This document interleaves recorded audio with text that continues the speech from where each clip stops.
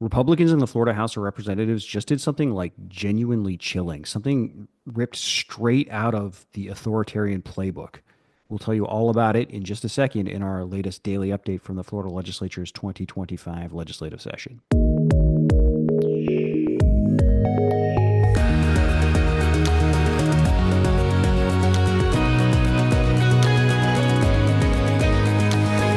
Hello and welcome to Seeking Rents, the podcast. I'm your host, Jason Garcia. I am the publisher of Seeking Rents, which is a newsletter in Florida about state politics, but with a particular focus on the ways that big businesses and other special interests influence public policy in this state. This is going to be an update from day 23 of the Florida Legislature's 2025 legislative session, which is 60 days total. And we're going to be focused on two issues that came up yesterday in particular. One that is just unequivocally terrible and chilling and like an actual sort of authoritarian slippage type of move. And the other that is actually potentially really encouraging, although the ultimate sort of outcome of that is still to be determined. Let's start with the clearly terrible one, because that's sort of what we do around here. This involves some legislation we've talked about a few times. One of the biggest issues this legislative session is the effort by Republican leadership in Tallahassee to effectively shut down the citizen-led constitutional amendment process in Florida. This is the ballot initiative process, or the citizens initiative process, basically where the Constitution gives Floridians the right to collect petitions in support of constitutional amendments, ballot measures, to change the Constitution, to go around a Florida legislature that is utterly insulated from, mainstream public opinion by intense gerrymandering and incredible protection in the form of campaign contributions from corporations and wealthy influential actors, right? So this is the citizens initiative process has been historically an enormously important process to work to get important issues accomplished. Like, I don't know how many times I just said important there, but things like minimum wage, universal pre-K, term limits if you want to kick people out of office periodically, all of that got into the Constitution because of citizens initiatives, petition drives. And of course, last year we had two big citizen-led constitutional amendments. One that would have legalized marijuana, one that would have overturned abortion, the state's abortion ban and enshrined abortion rights in the state constitution. Both of those fell just short of the 60% needed to pass in Florida, but has inspired enough fear in Tallahassee that they might happen again, that the legislature is working overtime to make this process virtually impossible. And so specifically the House yesterday, the House State Affairs Committee took up House Bill 1205. And again, we've talked about this before, but this would make a bunch of changes that are all designed to make it incredibly difficult to successfully complete a petition drive. The example I keep using to just sort of illustrate the way it tries to accomplish this is it takes the amount of time you have to turn in a signed petition. It cuts that by 2/3 from 30 days to 10 days. But at the same time, it dramatically increases the fine if you turn a petition in late. So it gives you less time to turn in petitions, but also raises the fines for turning in petitions late. And it doesn't just raise these fines. The maximum fine would jump by 50-fold, 50 times over. It is solely designed to try and make it financially ruinous to try and run one of these petition drives. Anyway, State Affairs Committee is hearing this legislation yesterday, and all of a sudden, Republicans slipped another amendment onto this bill. And this is going to involve a wonky issue, but this is literally some, literally is probably the incorrect word there, but this is some authoritarian shit. So to set up the backstory here, every constitutional amendment in Florida, before it goes on the ballot, has to go before a body called the Financial Impact Estimating Conference. This is a panel of 4 people. The state's chief economist, who runs what's known as the Office of Economic and Demographic Research, and is someone that is jointly appointed by the House Speaker and the Senate President, plus 3 staff appointees from the governor, the House Speaker, and the Senate President themselves, right? So this panel of 4 people who are generally, again, it's the state's chief economist and the 3 direct political appointees, although they come from the professional staff, so they tend to be like genuinely well-intentioned, smart, professional, nonpartisan staffers.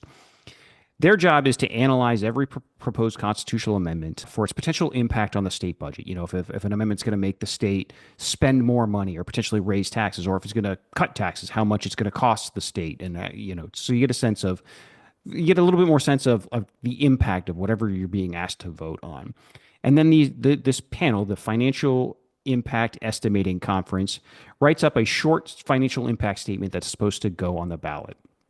This is usually one of the most boring and few remaining nonpartisan corners of state government. If you ever watch any one of these impact conferences, because they've got them for legislation, they've got them for revenue forecasting. It is, unless you're like a tax sicko like me, it is like watching paint dry a lot of times. But these are people that are really smart, are really professional, and they take their job very seriously. And so this is usually a non-controversial process, and it's usually a process that is, at least to a large extent, free from political influence, or it's supposed to be insulated from that. Anyway, that all started to change last year during the Amendment 4 campaign specifically, when the governor, Ron DeSantis, and the then House Speaker, Paul Renner, a Republican from near the Jacksonville area, he's not in the legislature anymore, they yanked their typical appointees off the financial estimating or impact estimating conference for Amendment 4 and replaced them with political operatives, like pure partisan anti-abortion operatives.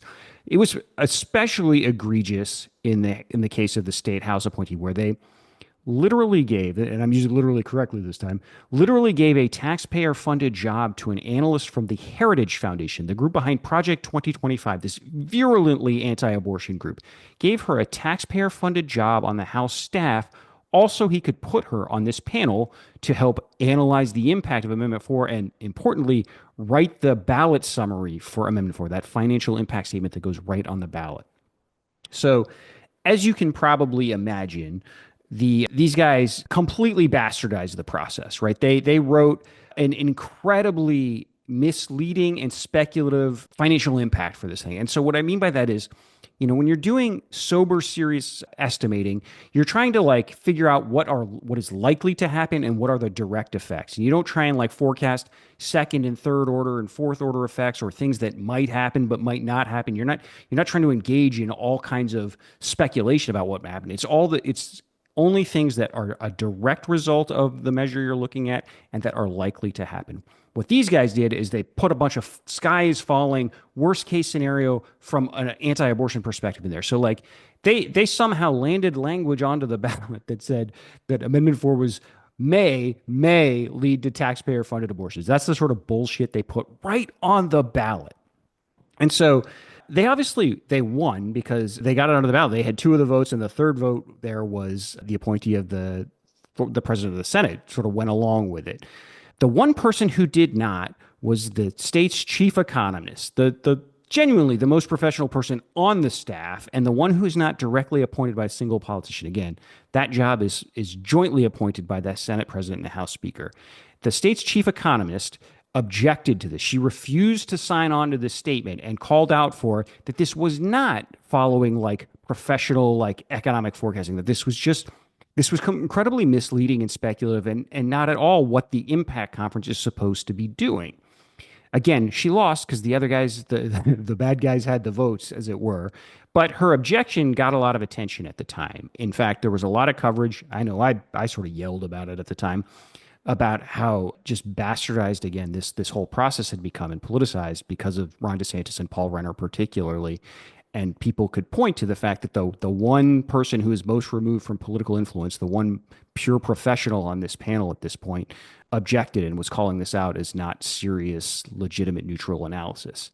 Okay, anyway, fast forward to yesterday in Tallahassee. As the House State Affairs Committee is hearing House Bill 1205, an amendment shows up to strip the state's chief economist from the Financial Estimating Impact Conference.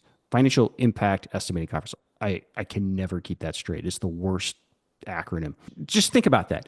They're going to take the state's chief economist off of the panel that estimates the economic impact of constitutional amendments. I should say they're not going to take her off the panel. They're going to remove her as a voting member, which is functionally the same. They may as well be taking her off. That's what they'll do next, obviously. And this is solely in retaliation for her not going along with the anti-abortion bullshit they pulled last year during Amendment 4. It is pure retaliation. It is also incredibly short-sighted. This is like, as I said before, these estimating conferences are one of the few places left in state government that aren't partisan, that where like the goal is to get the right answer. And these things really matter because if you've paid attention to Florida politics, you've probably heard some Florida legislator somewhere bragging about how they pass a balanced budget, unlike Washington, D.C., right?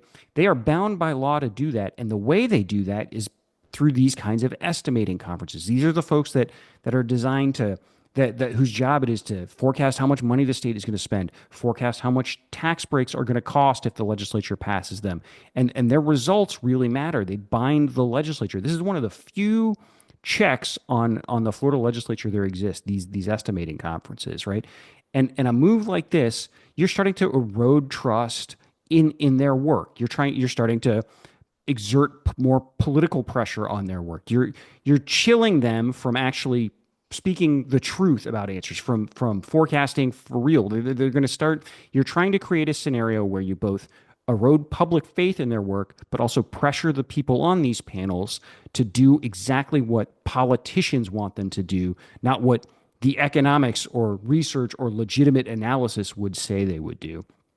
And to be clear, this isn't like a partisan thing. So I'll give you an example where like the Impact Conference pissed me off. There is not a policy.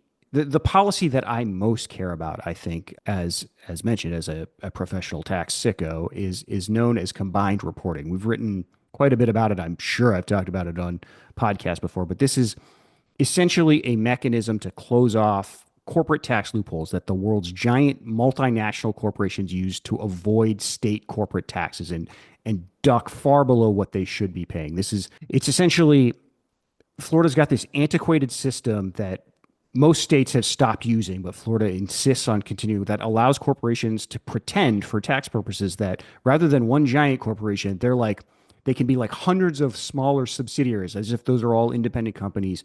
And you open up all these opportunities to dodge taxes just by moving money around through subsidiaries. You like create transactions where you pay yourself to use your own name is a common one to move money out of Florida and beyond the reach of Florida corporate taxes. This is, we had a podcast not too recently about profit stripping by insurance companies. It's the same exact sort of playbook, but for corporate taxes. Combined reporting is a policy that essentially would close all that stuff off by not pretending to believe this fiction that, Acme Inc. A and Acme Inc. B and Acme Inc. C are all separate companies, but actually treating them as the one giant company they are when they file their taxes. So I bring all this up is Florida occasionally analyzes like the impact of these impact conferences occasionally estimate the impact of proposed policies like combined reporting. And so this is a number of years ago, so these numbers don't hold me to the exact amount, but this is directionally right. For a number of years, the Impact Conference had put a score on combined reporting that was like, I think it was like $400 million a year. What that means is like if Florida had passed combined reporting, you would raise $400 million a year from these big corporations that would no longer be able to engage in a bunch of the tax dodging tactics they're using now. There was a year where there was a pretty decent fight about this in the Florida legislature, and of course Republicans who take, I should be clear, Republican leaders are the ones that kill this. It's not rank and file Republicans. In fact, nobody will actually defend this stuff if you get into a detailed conversation with them. It's only nobody can pretend that it's okay that we allow like Target to avoid taxes by having one subsidiary pay another subsidiary for services. But Republican leaders have always killed combined reporting, but they hated the fact that supporters of combined reporting had this specific number. Like you could basically double pre-K funding if we just close these corporate tax loopholes. So they sent it back to the Estimating Impact Conference with instructions to rescore it. And the Impact Conference ended up settling on deciding that there were too many variables that they couldn't put an exact number on it anymore. And so if you now look up the official forecast for combined reporting in Florida, I believe it says negative indeterminate, which let me tell you, it's a harder number to use rhetorically in arguments for combined reporting. This is going to raise an indeterminate amount of revenue, right? Like it weakens the rhetorical case for folks that are trying to persuade people that combined reporting is the way we ought to go. And that was the estimating. The Impact Conference decided that that it was just, like I said, there were too many variables to like accurately put a solid number on there, and that ticked me off. Right, I wanted them to put a number on there. I wanted them to be as aggressive as possible, but they didn't.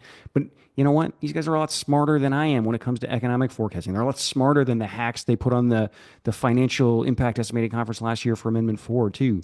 We should trust the professionals to do this kind of thing, and we should keep the political people, the people trying to change policy and make advocate for policymakers, leave them to use the information that comes out of there. But like now you've got the Florida legislature just actively trying to exert its own control over this process through an amendment like this. I hope this comes out of the bill. I mean, the whole bill, House Bill 1205, and the Senate companion to this is Senate Bill 7016.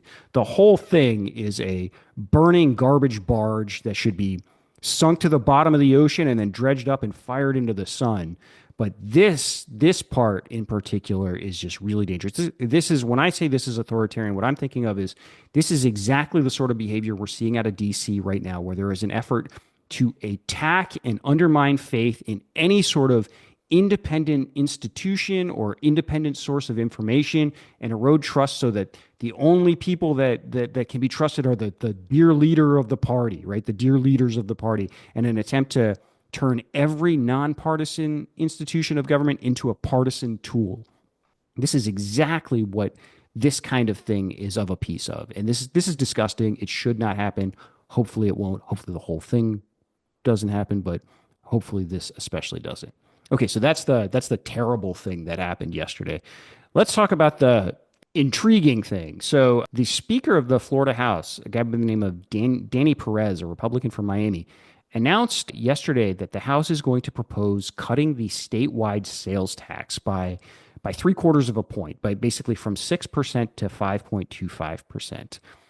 And so on one level, you know what? This is amazing.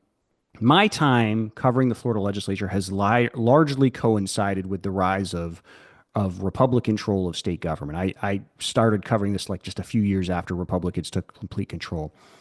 And for essentially 2 decades of that, the first 2 decades of that, Republicans in Tallahassee have focused almost all of their tax cutting energy on, or tax breaks on businesses and wealthy people. They have cut the corporate tax. They have cut any tax a business pays. They have been cutting away and chiseling away at this. They got rid of a tax on investments that only rich people paid. That was the last bill Jeb Bush signed as governor, eliminated that intangibles tax on stocks and bonds. That was the very last thing he liked. That's how much he cared about that. He wanted to make sure that he got that done before he walked out the door. And so one of my biggest frustrations, sort of as a guy who essentially screams at the Florida legislature for a living, is the fact that they have been cutting taxes for businesses while grinding consumers and everyday people into dust, right? We've talked a lot about Senate Bill 50 a couple of years ago, where they raised taxes on consumers by more than $1 billion a year and used all that new revenue to turn around and cut taxes for businesses. That bill was the worst example of this, but it is the Florida legislature and the last few governors, from Jeb Bush to Rick Scott to Ron DeSantis, the first 5 years or 6 years of his administration, for the most part, that is how they've approached. So to see the House Speaker now suddenly come out for a giant tax cut that would benefit consumers, cutting the sales tax, and Florida has the most regressive tax system in the country. And regressive meaning that the people at the bottom, the people in lowest income quartiles, pay far higher shares of their income, pay far higher, they call them effective tax rates, than people at the top. I'll throw a link to the most recent study because this was recently updated, but like roughly speaking, the folks at the bottom, the bottom 20%, pay like something like 3 times as much as the people at the top percent. Directionally, that's right. Again, I'll link to the study so you see the exact numbers. And one reason is because Florida is so sales tax dependent. Sales tax is the most regressive tax there is. And so cutting the sales tax instead of continuing to cut various business taxes, cutting the corporate tax is the worst thing they could do. This is great. This is actually something, if you're going to cut tax, go after this. This is really promising, and it is like kind of a refreshing thing to see out of Tallahassee rather than another grab bag of special interest tax breaks. That said, the sales tax is also an enormous revenue generator. So it is a hard tax to cut because it is such a big tax. So a cutting the tax by 3/4 of a point. This is, I haven't actually double checked these numbers, but they sound directly right. But Danny Perez said yesterday that would be basically a $5 billion tax cut. And that, like I said, that sounds directionally right to me. So that's an enormous amount of money, right? And Florida is a state that is already like notorious for how little it invests in public services and programs and safety nets. I mean, we've talked about this just recently. We have the worst unemployment system in the country for workers. Again, we have that because it's been part of an effort to cut taxes for businesses. And one of the ways they paid for that is by cutting off unemployment support for workers. So, Florida is not obviously, I'm not a budget expert. I don't pretend to be, but Florida does not seem like a state that has $5 billion in like recurring revenue. They call this when it's like year after when you're cutting a tax permanently, just lying around. This could be amazing if this also becomes an opportunity to do some real tax reform and actually try and reform the tax code in Florida in a way that makes it a little bit fairer to middle class and working families. One way you do that, for instance, pair it with combined reporting. See how I tied these two stories together? That's some good off the cuff thinking right there, huh? Sorry, I lost my train of thought praising myself. Yeah, if they're serious, if they cut the sales tax, but they also offset some of that lost revenue with doing something like combined reporting or some other measures that could try and make the state's tax code also a little bit fairer, that would be like, let's fucking go. That would be amazing. If they're just going to try and pull this $5 billion right out of the state budget, boy, that's going to get a lot tougher. I jotted some stuff down just to give you a sense of how hard that is going to be.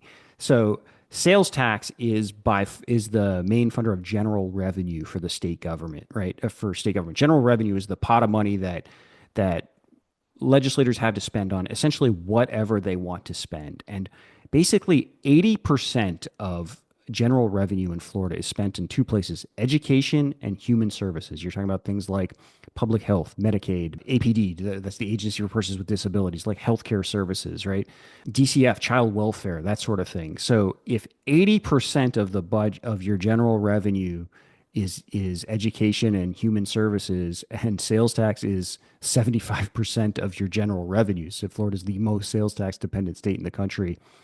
Taking it is hard for me to see how you can do $5 billion in spending cuts without like significantly gutting into one or both of those categories. Like I do sort of fear that this might become a poison chalice where we're also looking at suddenly big cuts to like Medicaid or food stamps or like these programs that are really important to folks at the bottom of the economic spectrum. So there's plenty to be seen on how this plays out. I think the legislatures are rolling out their budgets either end of this week or beginning of next week. So we might get to see where exactly this $5 billion would come from. But generally speaking, if we're going to focus on cutting sales tax for people rather than just continuing to give businesses all these advantages, I think that's great. I think it could be amazing if we actually pair this with some meaningful tax reform. Particularly, let's get combined reporting done, man. That would be a session for the ages. So obviously, this is a story we'll be following closely as a session continues to play out here. And so I guess we'll leave it there. Just make sure to, if you're watching or however you're watching or listening to this, click like and subscribe. Maybe leave a review of the show or a comment or feedback or question if you got one. And then if you haven't already, make sure to sign up for the newsletter. Easiest way to find us is at seekingrentsfl.com. All right. Thanks so much. We'll talk again soon.